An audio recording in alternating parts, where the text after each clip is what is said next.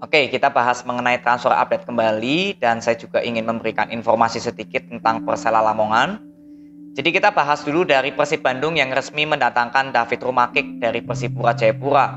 Dan David Rumakik ini kan berposisi sebagai bek kiri atau juga bisa sebagai bek kanan.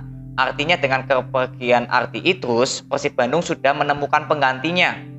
Dan saya jujur lebih prefer ke David Rumakik daripada Aldi Idrus. Walaupun secara kematangan Aldi Idrus lebih matang ya, jelas karena usianya juga lebih tua dibandingkan dari David Rumakik.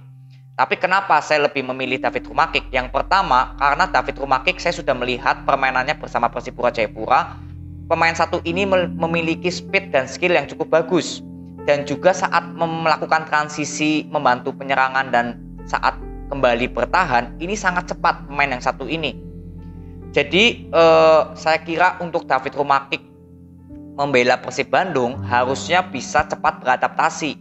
Karena dengan perform dari David Rumakik bersama Persipura Jayapura di musim lalu, ini cocok dengan permainan atau gaya strategi dari Robert Rene. Jadi harusnya David Rumakik bisa cepat beradaptasi. Dan juga David Rumakik ini memiliki umpan-umpan yang cukup akurat, long ball-nya, umpan jauh. Jadi ini juga beberapa kali saya lihat permainan Persib Bandung juga beberapa kali mengandalkan umpan-umpan long ball ya ke pemain sayap atau umpan silang untuk mendukung penyerangan atau counter attack juga bisa. Jadi saya kira pembelian David Rumakik ini cukup bagus, walaupun kepergian Ardi Idrus beberapa kali juga ingin mencari pengganti yang seimbang. Justru dengan kedatangan David Rumakik saya kira lebih bagus lagi dari perform Aldi Idrus. Jadi artinya David Rumakik bisa menjadi pelapis dari Zalnando atau hand-hand di sayap kanan jika salah satu pemain ini ada yang tidak dapat bermain ya. Dan David Rumakik ya saya harapkan sih bisa menjadi pemain inti ya di Persib Bandung, karena kalau menurut saya sudah matang sih sebenarnya pemain ini, tinggal jam terbangnya lagi aja. Karena usianya cukup muda, tapi secara performnya ini seperti sudah matang yang saya lihat. Itu ya yang saya bisa tanggapi atau respon dari pembelian Persib Bandung terhadap David Rumakik dari Persipura Jayapura. Jadi Cayo untuk David Rumakik semoga bisa memberikan kontribusi yang cukup bagus bersama Persib Bandung di musim depan. Lalu next kita bahas dari PSS Sleman. Ini ada 7 pemain yang resmi dikontrak, pemain lama ya tapi resmi dikontrak. Dan yang saya ingin bahas yaitu perpanjangan kontrak dari Mario Maslak dan juga Kim Jeffrey Kurniawan ya. Karena pemain lainnya juga saya jujur belum terlalu paham banget. Tapi yang saya lihat adalah Kim Jeffrey Kurniawan yang saya lihat kontribusinya cukup bagus bersama PSS Sleman. Berapa kali juga Kim Jeffrey jika bekerja sama dengan Wender Luiz berapa kali cukup mengerikan ya. Jadi dengan perpanjangan kontrak Kim Jeffrey Kurniawan ini artinya PSS Sleman akan diperkuat ya di musim depan bersama Kim. Dan permainan Kim juga cukup bagus dan performnya konsisten yang saya lihat bersama PSS Sleman. Dan tentunya Mario Maslak ini juga usianya masih 31 tahun, artinya sedang matang-matangnya seorang defender. Jadi semoga bisa membantu PSS Sleman agar di musim depan lebih baik lagi. Dan rumor-rumor yang saya sudah berikan untuk PSS Sleman di video sebelum ini, memang sampai saat ini belum ada yang terrealisasikan ya, belum ada yang berjalan gitu. Jadi kita masih tunggu kabar mengenai info pemain baru yang didatangkan dari PSS Sleman. Lalu next kita bahas dari Persik Kediri yang resmi mendatangkan Rahel ya, dan sebelumnya ada Abioso dulu dari Persela Lamongan. Jadi Rahel dan Abioso ini adalah pemain sayap yang dimiliki dari Persela Lamongan, dan saya sudah melihat beberapa kali ya kemarin membuka video-video bagaimana cara permainan Abioso dan juga Rahel. Sebenarnya untuk pemain Rahel dan Abioso memang kedua pemain ini kan masih muda juga lah boleh dikatakan. Secara speed juga oke. Untuk masalah skill ya sudah cukup baik lah. Tapi yang saya belum lihat atau saya belum bisa simpulkan itu apakah kedua pemain ini memiliki visi misi yang bagus. Itu yang saya belum bisa nilai.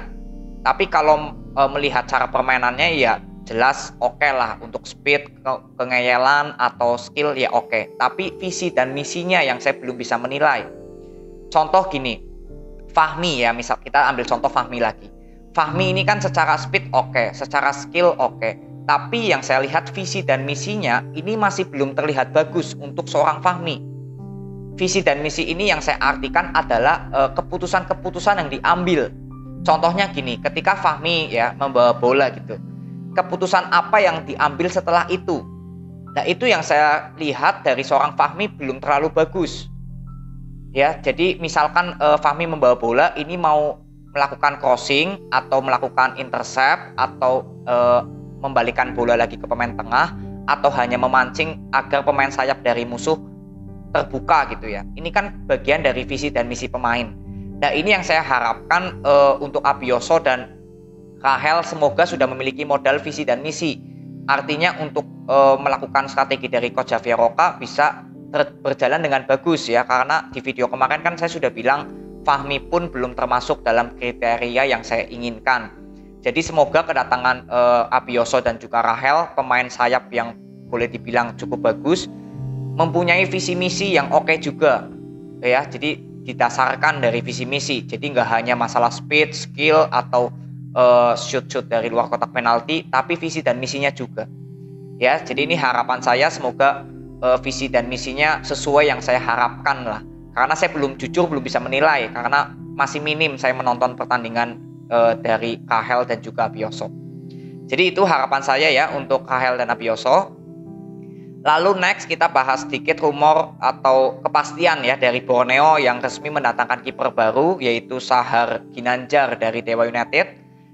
Saya belum bisa menanggapi karena saya nggak nonton Liga 2 ya. Dewa United ini kan baru promosi ke Liga 1 ya. Jadi harapan saya tentunya semoga bisa menjadi pemain dari penjaga gawang Borneo yang cukup bagus. Itu aja ya tanggapan saya. Lalu next ada rumor juga, ini gosip Yanto Basna yang gosipnya sudah deal dengan salah satu tim 3 besar ya di PRI Liga 1 kemarin. Artinya ada Bali United, lalu Persib Bandung dan Bayangkara. Ini gosipnya Yanto Basna sudah resmi bergabung dengan salah satu tim ini. Ya, ini masih rumor tapi kita tinggal tunggu siapakah dari 3 tim ini yang resmi mendatangkan Yanto Basna. Lalu apalagi ya mengenai transfer, Madura United ya, ini kehilangan Asep Berlian yang ke Dewa United. Saya sudah beberapa kali menonton Madura United ketika Asep Berlian bermain. Ini pemain yang kalau boleh saya bilang memiliki stamina yang cukup bagus. Lalu saat membangun penyerangan dan membantu pertahanan, ini Asep Berlian juga sangat aktif. Artinya kontribusi dari Asep Berlian ini cukup besar untuk Madura United di musim kemarin yang saya lihat. Jadi semoga dengan kehilangan Asep Berlian ke Dewa United, Madura United bisa mencari pemain yang seimbang dengan kualitas dari Asep Berlian atau mungkin lebih lagi. Karena jujur ini pemain yang sangat matang di Madura United di musim kemarin. Jadi yang saya harapin sih ini kan posisi yang cukup krusial juga ya, yang sering dipasang sebagai gelandang bertahan atau bisa menjadi pemain tengah. Jadi semoga Madura United bisa mencari pemain untuk menggantikan posisi Asep Berlian ya, karena kan sudah kehilangan Renan Silva juga ya ke Persik Kediri. Jadi kita tinggal tunggu gebrakan dari Madura United, karena sampai saat ini saya belum mendapatkan informasi Madura United akan membeli siapa ya itu. Tapi sudah kehilangan 2 pemain yang menurut saya cukup penting untuk Madura United di musim lalu, Renan Silva dan juga Asep Berlian. Jadi harapan saya Madura United lebih cepat lagi untuk melakukan transfer pemain ya, karena kan tinggal menyisakan 2 bulan kurang ya untuk persiapan Liga musim depan. Lalu berita terakhir yang saya ingin sampaikan yaitu dari Persela Lamongan. Ini memang sudah 1 minggu lebih ya beritanya, tapi memang baru saya angkat sekarang, yaitu penunjukan manajer baru ya, yaitu Bapak Faris ya, manajer baru ya dari Persela Lamongan, yaitu Bapak Faris.